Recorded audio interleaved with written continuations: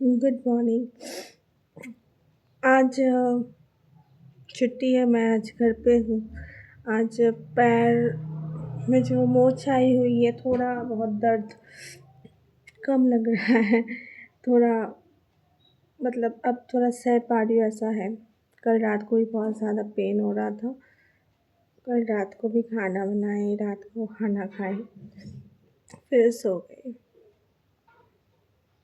Mummy की याद आ रही थी कि मेरी मम्मी ने जब भी मेरी तबीयत खराब होती थी हमेशा, बचपन से लेके एकदम बड़े मतलब एकदम स्कूल कॉलेज छोड़ जब मैं ऑफिस भी थी,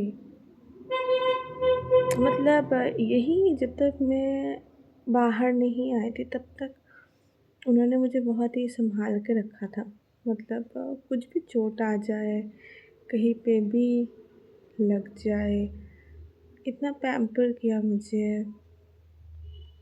दिन रात मेरे पीछे टाइम वेस्ट करना, मेरे साथ बैठना जब तक मैं ठीक ना हो जाऊँ। बट आज जैसे कि बहुत दूर हूँ मैं माँ से,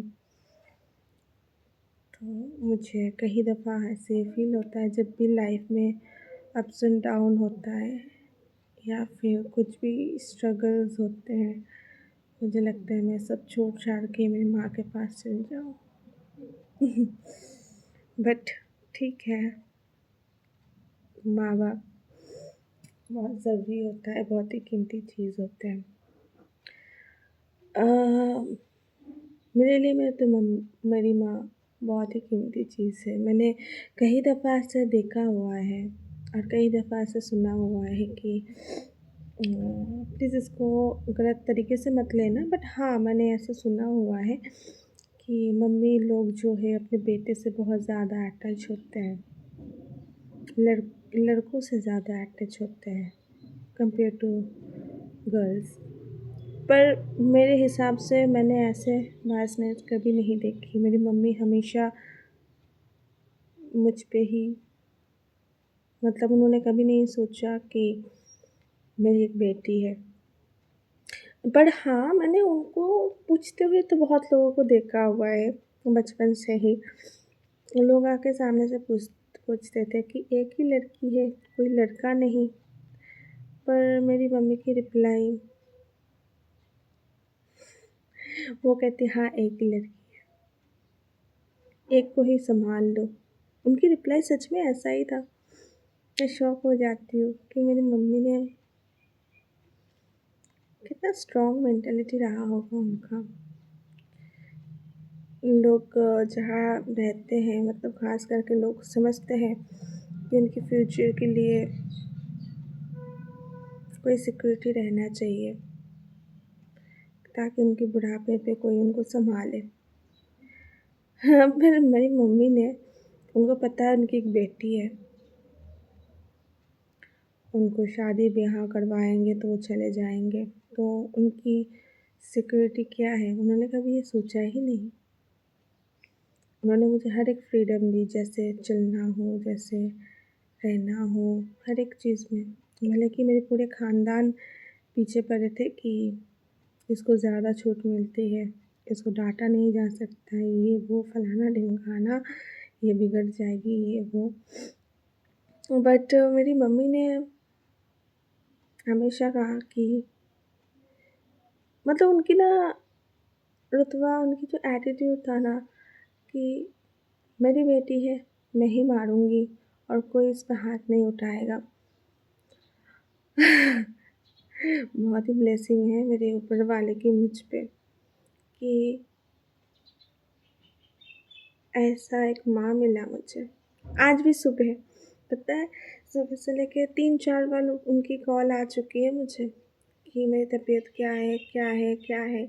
कल भी आ रही थी, बट मैं इतनी ज़्यादा पेन में थी ना, मैंने उन पे चिल्ला दी गुस्से में, क्योंकि गुस्सा शायद हम उन पे ही निकालते हैं जिन्हें हम बहुत ज़्यादा प्यार करते हैं। तो मैं कल बहुत ज़्यादा तकलीफ़ में थी, तो मैंने उनको ही सुना दी कि तुम फ़ोन रखो, मुझे अच्छा नहीं लग रहा है। और मैं ट्रस्ट मी, जब मैं गुस्से में होती हूँ मैं, मुझे समझ नहीं आता है, मुझे मेरे दिमाग पागल हो जाती है और मैं पागलों जैसे हरकतें सॉरी हरकतें करना स्टार्ट कर देती हूँ। तो मैंने भी कल पागलों की तरह चिल्लाया उन पर बेवजह। वो मुझे बस पूछने के लिए कॉल कर रहे थे कि क्या कंडीशन है। शायद मेरी हर एक चीज़ की फ्रस्ट्रेशन उनको ही निकाल दी सॉरी चाहे ऑफिस का हो चाहे खुद का हो, हर एक चीज़ का मिक्सर उनको ही मैंने उन पे ही निकाल लिया। आज सुबह से 3 बार कॉल आ चुकी है, तीनों बार बस पूछने के लिए कि अभी कैसा फील कर रही हूँ मैं, क्या खाना खाया, कुछ खाना बना भी पा रही हूँ कि नहीं हर एक चीज़ के लिए। ये ब्लेसिंग नहीं तो और क्या है।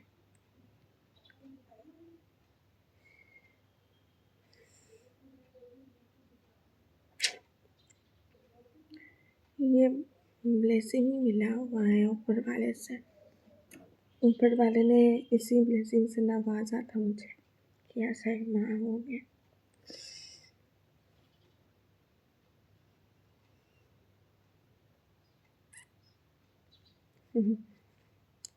पता नहीं अगर कभी फिर से जन्म मुझे मिल जाए तो मैं तो चाहूँगी मेरी माँ को ही मुझे माँ बनाए, मेरी माँ बनाए। मैं उनके ही कोख से जन्म लेना चाहूँगी।